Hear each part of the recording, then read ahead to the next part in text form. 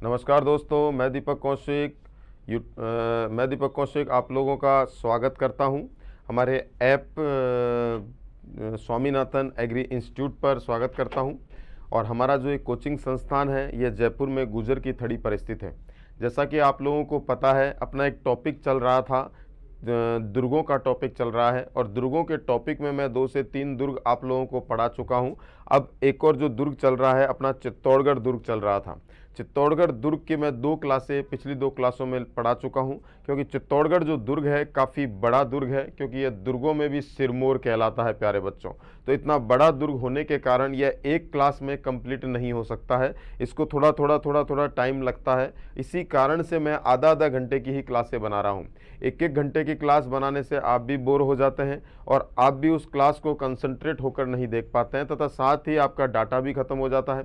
इसलिए मैं छोटे छोटे ही अपने क्लासें बनाने का प्रयास कर रहा हूं, जिससे कि आप लोगों का भी दिमाग कंसंट्रेट रहे और मज़ा भी आए। क्लियर होगी बात?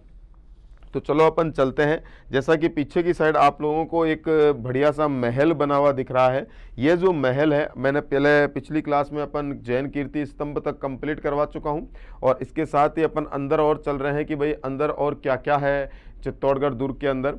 तो पहला ही अपन चलते हैं। यहाँ पर एक महल दिख रहा है प्यारे बच्चों।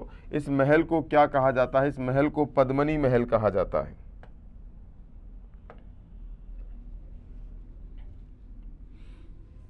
क्या कहा गया है? पद्मनी महल। कलर कॉम्बिनेशन ये ले लेता हूं।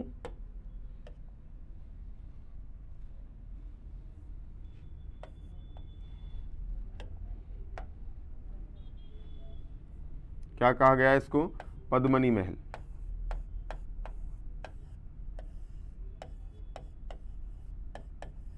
पद्मनी महल कहा गया है। पद्मनी महल जो है वो यह है। इस पद्मनी महल का जो निर्माण करवाया गया था प्यारे बच्चों, वह राणा रतन सिंह के द्वारा करवाया गया था।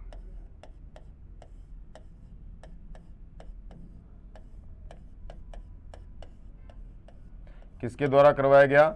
राणा रतन सिंह के द्वारा करवाया गया। जैसा कि आप लोगों को दिख रहा है कि इस महल के चारों तरफ पानी ही पानी है। तो जो दुर्ग पानी के मध्य में स्थित हो वह कौन सा कहलाता है? जल दुर्ग कहलाता है। और यह क्या है? महल है, तो इसका अर्थ यह है कि यह जल महल है। ये अपने आप में जल महल को घोषित करता हुआ नजर आ रहा है। ऐसा ही एक जल महल के नाम से प्रसिद्ध है जयपुर के अंदर। आप जयपुर में जाएं, आमेर की तरफ देखें तो वहाँ पर जल महल आपको दिखेगा। उसी प्रकार से ये पद्मनी का जो महल है, ये भी अपने आप में एक जल महल के समान ही नजर आता है। अब पद्मनी कौन थी प्यारे बच्चों? जैसा कि आप लोगों को सबको पता है, फिर भी मैं आप लोगों को बताने का प्रयास करता हूँ, क्योंकि मेरा धर्म बनता है कि आप लोगों को जानकारी दूँ। पद्मनी जो थी वह राणा रतन सिंह की पत्नी बताई गई है। राणा रतन सिंह की पत्नी बताई गई पद्मनी। जो पद्मनी थी वह सिंहली द्वीप समूह की रहने वाली थी।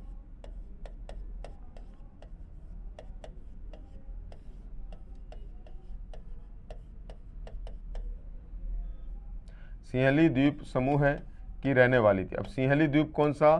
श्रीलंका।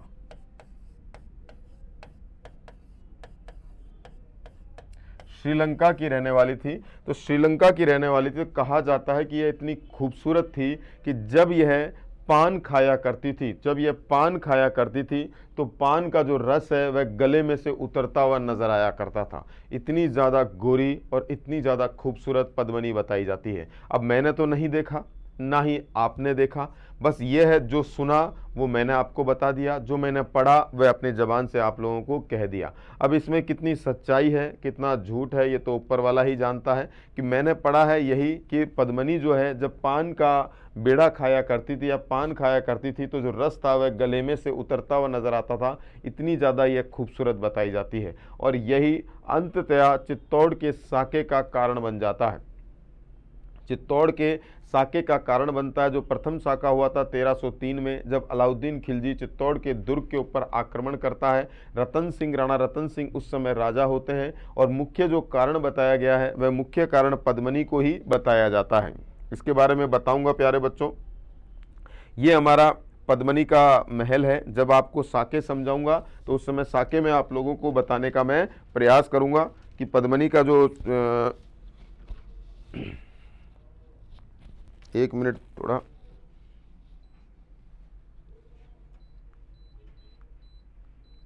तो साके के बारे में जब समझाऊंगा, साका भी आएगा चित्तौड़गढ़ का, तब साका आएगा तो उस समय आपको पूरी डिटेल समझाऊंगा कि किस प्रकार से युद्ध हुआ और किस प्रकार से कार्य सिद्ध हुआ। ठीक है, तो यह हमारा क्या है प्यारे बच्चों, पद्मनी महल है, जो कि चित्तौड़ के दुर्ग में स्थित है और राणा रतन सिंह के द्वारा इस चित्तौड़ के दुर्ग में इस महल का निर्माण करवाया गया था। पद्मनी कौन थी? राणा रतन सिंह की पत्नी थी। पद्मनी कहाँ की रहने वाली थी? सिहली द्वीप समूह की रहने वाली थी, जो कि वर्तमान में श्रीलंका के नाम से जाना जाता है। क्लियर होगी बात? नेक्स्ट पेज पे चलते हैं प्यारे बच्चों अपन। नेक्स्ट पेज के ऊपर आप लोगों को यहाँ से साइड, पहले मैंने आपको इसका फ्रंट दिखाया था, अब साइड दिखा रहा हूँ पद्मनी महल। पहले उस साइड थे, अब इस साइड आ गए हैं पद्मनी महल। जैसे दोबारा देखता हूँ, बताता हूँ, देखो आप लोगों को, पहले अपन उस साइड की साइड थे, पीछे की साइड में थे, अब अपन आगे की साइड में आ रहे हैं। ये इस साइड आ गए अपन, तो ये सामने का आ गया, पीछे की साइड का ये इधर का दरवाजा आ गया पद्मनी महल का। ये चारों तरफ इसके पानी भरा हुआ है, ये पद्मनी महल है। तथा इस महल के सामने आपको एक और महल दिख रहा है, इस महल का नाम है रतन सिंह का महल।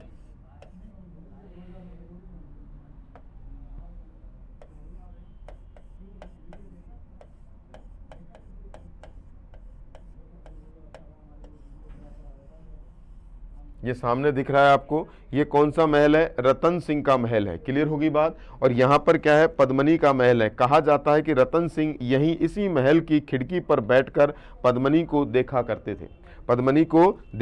थे। रतन सिंह यहाँ से पद्मनी इस झरोके पर बैठ जाया करती थी और राणा रतन सिंह यहाँ पर बैठकर इस पद्मनी को देखा करते थे, इसकी सुंदरता को बखान किया करते थे।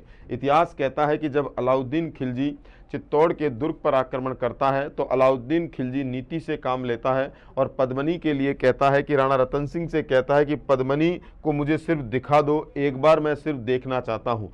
तो कहा जाता है कि यहीं खिड़की पर बैठकर ही पद्मनी को दिखाया गया था।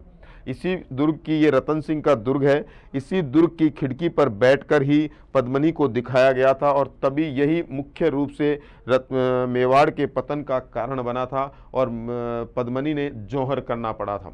क्लियर होगी बात? वो आगे आपको समझाने का प्रयास करूंगा।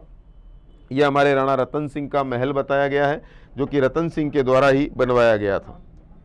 अब आ जाओ, अभी थोड़ी देर पहले मैंने आपको बताया कि इसी दुर्ग अर्थात रतन सिंह के दुर्ग में ही बिठाकर पद्मनी को राणा रतन सिंह ने अलाउद्दीन खिलजी को दिखाया था। अब कैसे दिखाया था? तो कांच के सामने बैठ के दिखाया था। इतिहास कहता है कि कांच के सामने बैठ गया था अलाउद्दीन खिलजी, तो यह कांच के सामने बैठ गया था। ये कांच लगा हुआ है आज भी वहाँ पर रतन महल के अंदर, तो इस प्रकार से कांच पर बैठ गया था। और ये खिड़की दिख रही है आपको, कांच के अपोजिट एक खिड़की बनी हुई है। उस खिड़की में आपको पीछे की साइड कुछ दिख रहा है, यहाँ पर ये रानी पद्मनी का महल रूपी दिख रहा है और यहाँ पर ये पानी का अक्ष भी बनता हुआ नजर आ रहा है। ये आपको पानी का अक्ष भी बनता हुआ नजर आ रहा है। तो इसी रतन महल के जो कांच है, इसी कांच की तरफ मुंह कर अलाउद्दीन खिलजी बैठा था। इसी कांच की तरफ मुंह करके अलाउद्दीन खिलजी बैठा था और यहीं से उसने रानी पद्मनी को देखा था, उसकी सुंदरता को देखने का प्रयास किया था। क्लियर होगी बात? तो ये वही कांच है जिसको अलाउद्दीन खिलजी ने देखा था। क्लियर होगी बात प्यारे बच्चों? अब आगे चलूं, देखो ये भी अपना रानी पद्मनी का महल ही है। ये पीछे की साइड से और लिया हुआ है, ये पद्मनी का महल हो गया, ये हमारे राणा रतन सिंह का महल हो गया। यहाँ पर खिड़की है, इस जगह खिड़की पर बैठा था। ये जो खिड़की है, इसी खिड़की पर बैठकर अलाउद्दीन खिलजी ने रानी पद्मनी को देखने का प्रयास किया था। पहले मैंने उधर साइड से आपको पिक्चर दिखाई थी, अब ये सामने फ्रंट से आपको पिक्चर दिखाने का प्रयास कर रहा हूँ। ये रानी पद्मनी का महल है और ये राणा रतन सिंह का महल है। और जो ये खिड़कियाँ दिख रही हैं, ये खिड़की, इन्हीं खिड़कियों पर बैठकर राणा रतन सिंह पद्मनी को देखा करते थे। तथा इसके साथ जो ये मैंने गोले के अंदर आपको खिड़की बताई है, इसी खिड़की के अपोजिट उस साइड एक कांच लगा हुआ है, उस कांच के माध्यम से ही रानी पद्मनी को अलाउद्दीन खिलजी ने देखा था। क्लियर हो गई बात? नेक्स्ट चलते हैं। अब ये देखो आप लोग, क्या भव्य शानदार महल है। इस महल का नाम क्या है? इस महल का नाम फतेह प्रकाश बताया जाता है प्यारे बच्चों।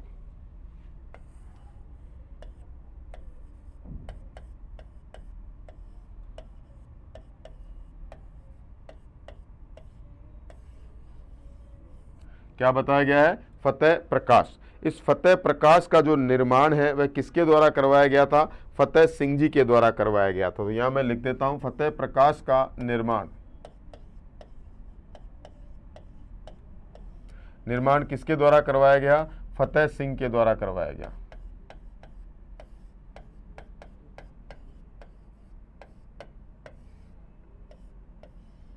किसके द्वारा करवाया गया? फतेह सिंह जी के द्वारा फतेह प्रकाश का निर्माण करवाया गया था। इस बात को आप लोग याद रखिएगा।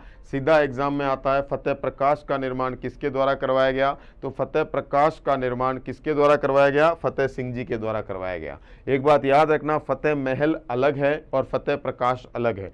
फतेह महल कहाँ पर है? फतेह महल है जोधपुर के दुर्ग में, जैसा कि आपको मैं बता चुका हूँ। फतेह महल का निर्माण किसके द्वारा? फतेह महल अलग है और फतेह प्रकाश अलग है, इस बात को याद रखिएगा।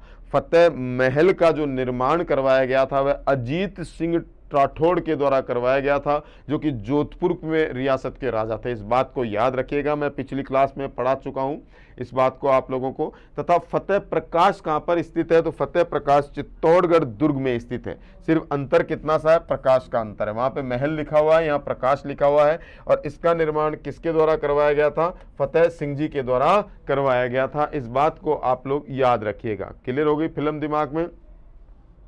तथा वर्तमान में ये क्या है? वर्तमान में यह एक संग्रहालय तथा म्यूजियम के रूप में परिवर्तित हो चुका है। तो यहां पर मैं लिख देता हूं संग्रहालय।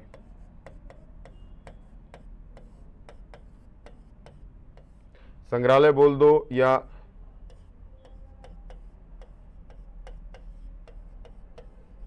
म्यूजियम बोल दो, अर्थात वर्तमान में यह संग्रहालय या म्यूजियम के रूप में परिवर्तित किया जा चुका है। क्लियर हो गई बात? नेक्स्ट पेज पे चलें अपन। ये नेक्स्ट पेज पे अपने को एक अलग महल बना हुआ नजर आ रहा है। बहुत शानदार महल है, इतना जबरदस्त महल दिख रहा है। यह महल क्या है? यह महल क्या है? इस महल को वर्तमान में कुंभा महल के नाम से जानते हैं।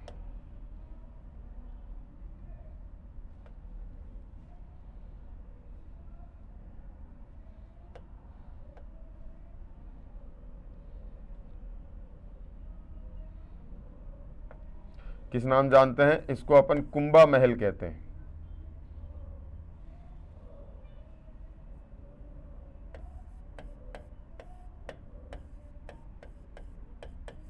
कुंभा महल कहा जाता है। लेकिन इसका मूल नाम क्या है? इसका मूल नाम है नौकोठा महल। इसका मूल नाम क्या बताया जाता है? नौकोठा महल कहा जाता है। तो इसका मूल नाम क्या है? नौकोठा महल।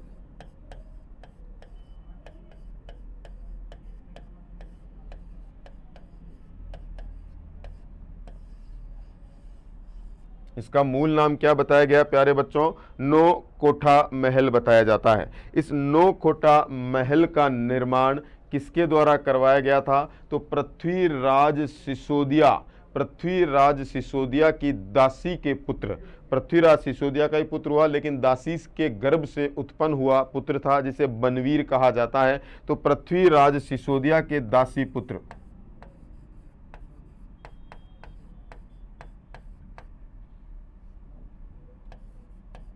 पृथ्वीराज सिसोदिया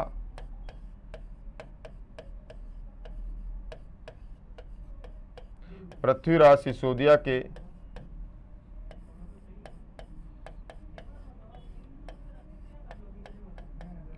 पृथ्वीराज सिसोदिया के दासी पुत्र बनवीर,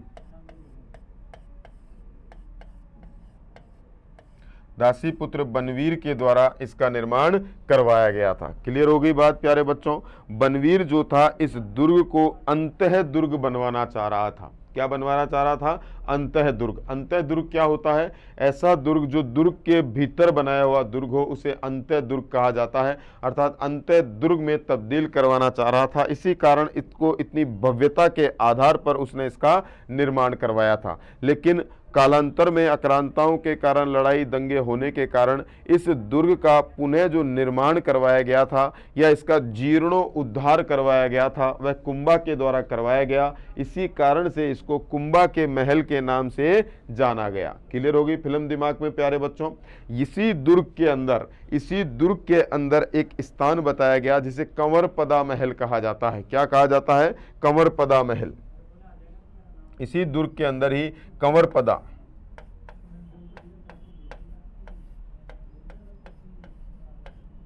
इसी दुर्ग के अंदर ही कंवरपदा महल बना हुआ है। इस कंवरपदा महल में ही उदय सिंह का जन्म हुआ था।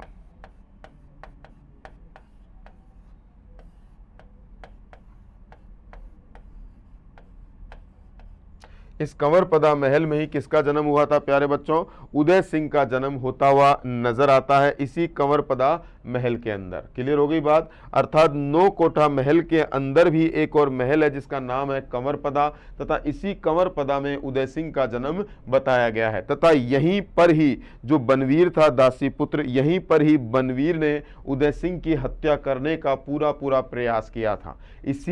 इसी कंवरपदा महल में ही उदय सिंह की हत्या करने का पूरा प्रयास किया था। लेकिन उदय सिंह की रक्षा करने वाली जो बताई गई है वह कौन बताई गई? धन्ना धाय माँ बताई गई। धाय माँ पन्ना धाय बताई जाती है। इसी कंवरपदा महल में उदय सिंह की जो लालन पालन करने वाली थी वह कौन थी? पन्ना धाय। पन्ना धाय जो थी वह गुर्जर जाति से संबंध रखती है प्यारे बच्चों, गुजरी थी ये। पन्ना धाय गुजरी बताई गई। तो पन्ना धाय ने उदय सिंह की रक्षा करने के लिए अपने पुत्र चंदन का बलिदान दे दिया था।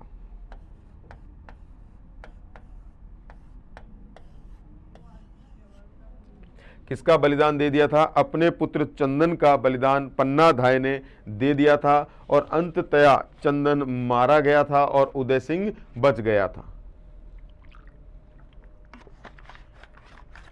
अब बलिदान कैसे देती है पन्ना धाय? तो कहा जाता है कि जब पन्ना धाय को पता चलता है कि दासी पुत्र बनवीर मेवाड़ का जो वंशज है उदय सिंह उसको मारने के लिए आ रहा है, तो पन्ना धाय क्या करती है? उदय सिंह जिस पालने में झूलता होता है वहां से हटा देती है और खुद के पुत्र चंदन को वहां पर लिटा देती है तथा खुद के पुत्र की जगह पर उदय सिंह को लिटा देती है। जैसे ही बनवीर, दासी पुत्र बनवीर आता है तलवार लेकर इसको मारने के लिए, तो पन्ना धाय से पूछता है कि कहाँ पर है उदय सिंह? तो तुरंत पन्ना धाय अपने पुत्र चंदन की तरफ इशारा कर देती है कि यह है उदय सिंह। तो अपने पुत्र का बलिदान दे देती है पन्ना धाय, जो इतिहास में बहुत जबरदस्त स्वर्ण अक्षरों में लिखा गया पन्ना धाय का बलिदान। क्लियर हो गई प्यारे बच्चों बात। अब यदि अपन आगे चलते हैं, यहां पर हमारे को एक मंदिर दिख रहा है और यहां पर आप लोगों को लिखा हुआ भी है समिदेश्वर महादेव का मंदिर। यह जो मंदिर है प्यारे बच्चों, यह समिदेश्वर महादेव का मंदिर है।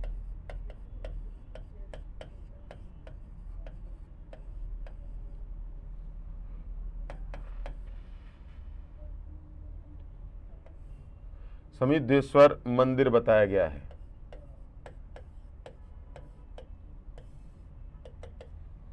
इस मंदिर का जो निर्माण है मूल रूप से मालवा के राजा भोज के द्वारा करवाया गया था। इस बात को आप लोग याद रखिएगा। इस मंदिर का निर्माण जो है मालवा के राजा भोज के द्वारा करवाया गया था। तो यहाँ पर मैं लिखता हूँ, इस मंदिर का जो निर्माण करवाया था किसके द्वारा करवाया गया था? मालवा के राजा। मालवा का मतलब होता है गुजरात। मालवा ले लो, मांडू ले लो तो गुजरात में आता है। तो मालवा के राजा भोज के द्वारा इस मंदिर का निर्माण करवाया गया था। इस बात को आप लोग याद रखिएगा कि इस समिदेश्वर महादेव के मंदिर का निर्माण मालवा के राजा भोज के द्वारा करवाया गया था।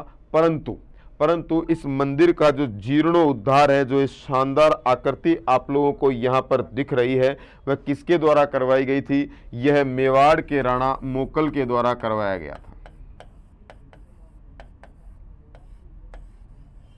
इसका जीर्णोद्धार किसके द्वारा करवाया गया था? मोकल के द्वारा करवाया गया था। और इसी कारण से इस मंदिर को क्या कहा जाता है? मोकल के मंदिर के नाम से भी जाना जाता है। अर्थात जो समिदेश्वर महादेव का मंदिर है ये वर्तमान में मोकल के मंदिर के नाम से भी जाना जाता है।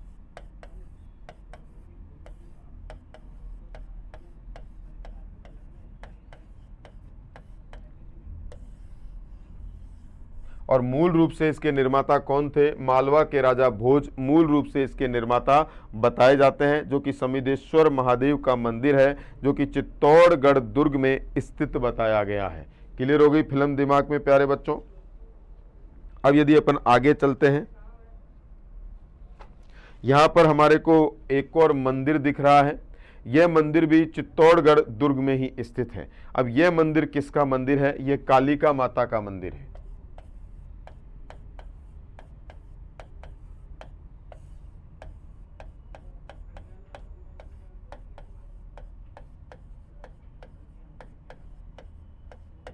कालिका माता का मंदिर है। अब जो ये कालिका माता का मंदिर है ये मूल रूप से काय का मंदिर था? ये मूल रूप से सूर्य मंदिर था।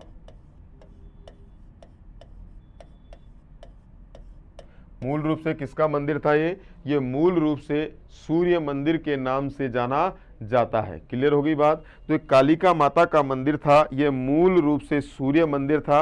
और कहा जाता है कि इस मंदिर का निर्माण मान मौर्य के द्वारा करवाया गया था। मान मौर्य बोल दो या मान मोरी बोल दो।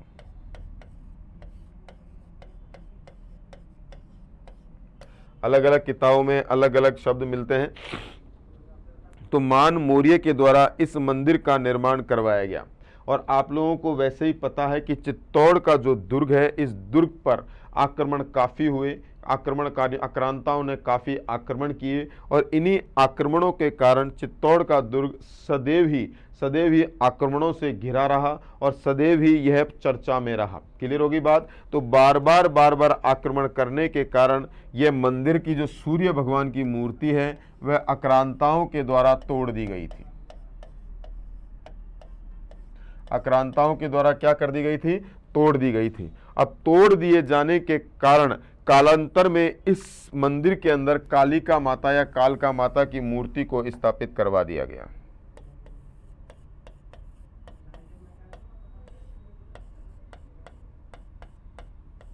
कालका माता की मूर्ति को स्थापित करवा दिया गया। क्लियर हो गई बात? तथा इस महल के अंदर कालका माता का जो ये मंदिर है वर्तमान में, तो इन्हीं के नाम पर यह कालका माता के मंदिर के नाम से जाना गया। क्लियर हो गई बच्चों सारी बात? तथा इस मंदिर के अंदर, कालका माता के मंदिर के अंदर मुर्गे के कान की बलि दी जाती है, याद रखना।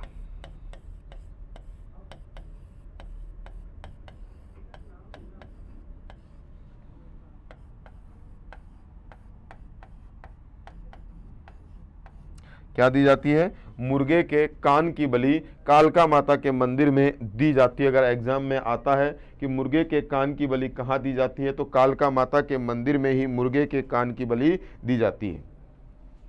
क्लियर हो गई बात? नेक्स्ट पेज पे अपन चलते हैं। यहां पर हमारे को एक और मंदिर दिख रहा है प्यारे बच्चों।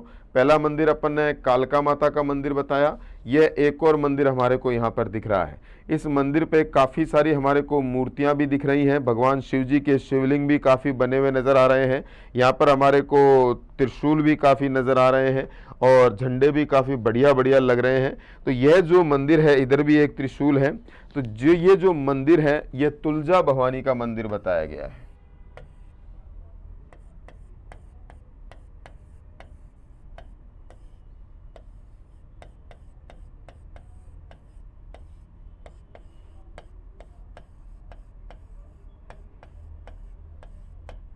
यह कौन सा मंदिर बताया गया है?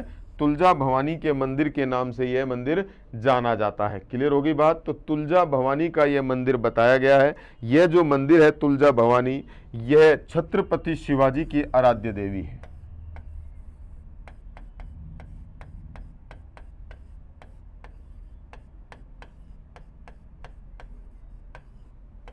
छत्रपति शिवाजी की आराध्य देवी बताई गई है।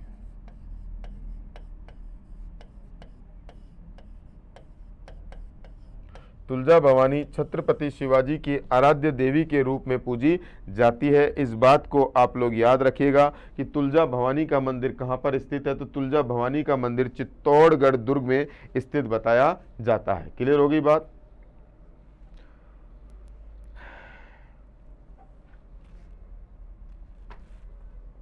ये आप लोगों को तुलजा भवानी की बाकायदा मूर्ति दिख रही है कि तुलजा भवानी का जो मंदिर है वह इस प्रकार का है, तथा यहाँ पर जो मूर्ति देवी की दिख रही है यह तुलजा भवानी माता की मूर्ति है।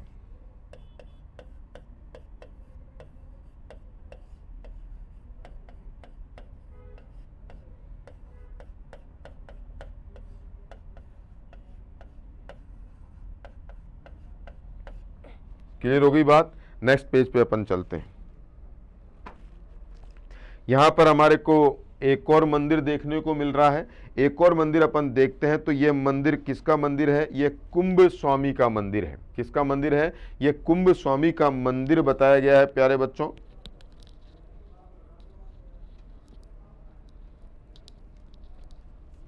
यह कुंभ स्वामी का मंदिर है और इसकी यदि अपन आकृति देखते हैं, यहां लिख देता हूं मैं कुंभ स्वामी का मंदिर।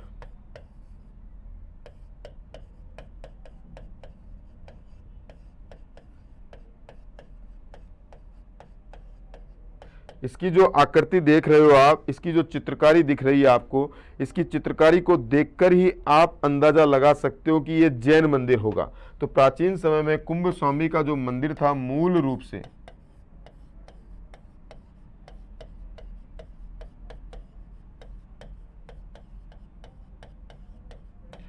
से कौन सा मंदिर था, ये जैन मंदिर था। परंतु कालांतर में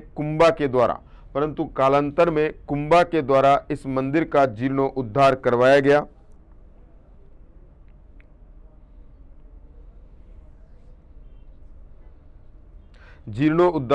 गया। तथा इस मंदिर को पहले शिव मंदिर में तब्दील किया गया। इस मंदिर को पहले किस में तब्दील किया गया, शिव मंदिर को तब्दील किया गया, तथा उसके पश्चात यह वैष्णव धर्म में तब्दील हो गया। क्योंकि कुंभा के जो इष्ट बताए गए वह वैष्णव अर्थात विष्णु बताए जाते हैं। तो पहले यह जैन मंदिर था, फिर यह शिव मंदिर में तब्दील हुआ और उसके पश्चात यह वैष्णव धर्म में तब्दील हो गया। क्लियर होगी बात। इस प्रकार से यह मंदिर वर्तमान में वैष्णव धर्म अर्थात भगवान विष्णु को समर्पित बताया जाता है। क्लियर हो गई बात।